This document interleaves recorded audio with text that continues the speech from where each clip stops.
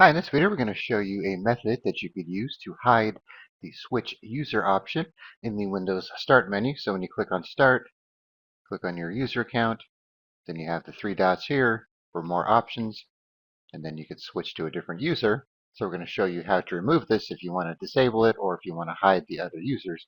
But of course, technically you could still click on Sign Out and then switch users and also see the other users, but it's just an easy way to kind of hide this and prevent you from switching users without signing out.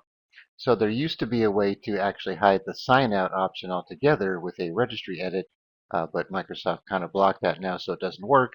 But if you have Windows Professional Edition, you could use the group policy editor to get rid of this if you want to hide the sign out.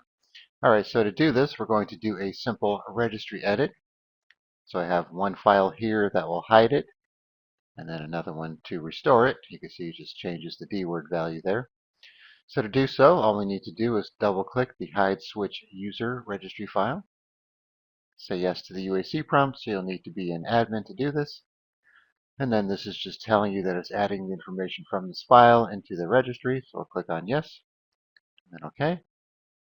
Now when we click on start, go to your account. You can see the three dots or the ellipsis is gone, and you only have the sign out option. And then if you want to put it back, just do the same thing with the restore switch user registry file.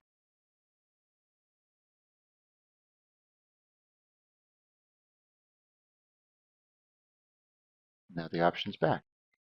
All right, so I'll put a link in the description where you could download these two files, and then you could hide it as needed.